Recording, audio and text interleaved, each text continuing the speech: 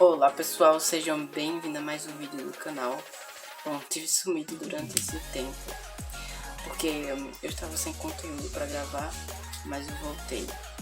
E bom, como vocês já estão vendo aqui, hoje vou falar sobre no processo de aprendizagem no espanhol.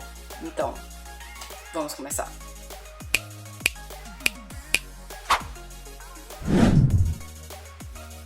Bom, tudo começou quando eu estudava no 7º ano, mais ou menos, e fui apresentada ao espanhol na escola.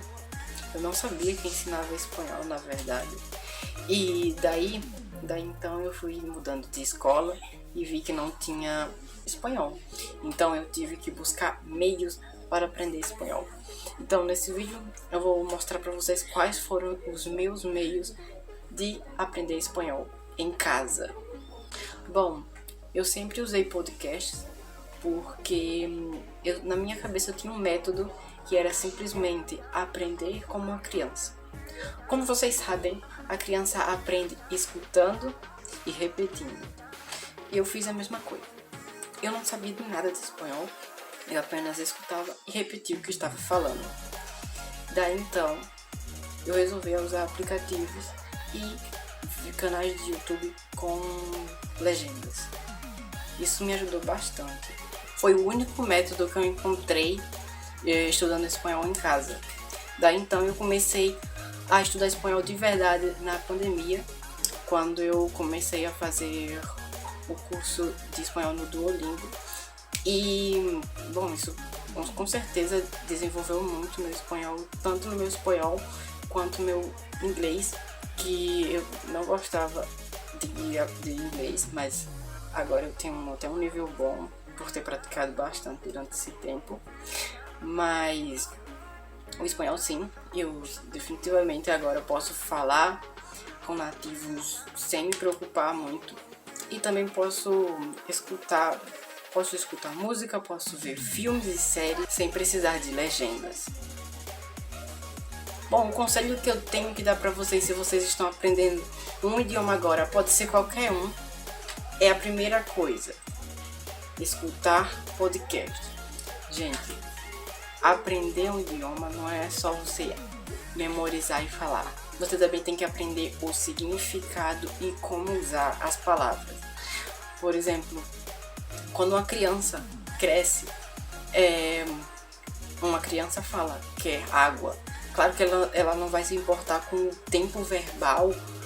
Claro que a criança não vai se importar com o verbo, como é conjugado, isso e aquilo. A mesma coisa quando você está aprendendo um idioma. O mais importante é que você aprenda com mais facilidade. Segunda coisa também, assistir canais de YouTube, com legenda ou sem legenda. Por quê? Você pode escutar e ler o que está escutando, porque assim, tanto você pratica a sua escuta, quanto também a sua leitura.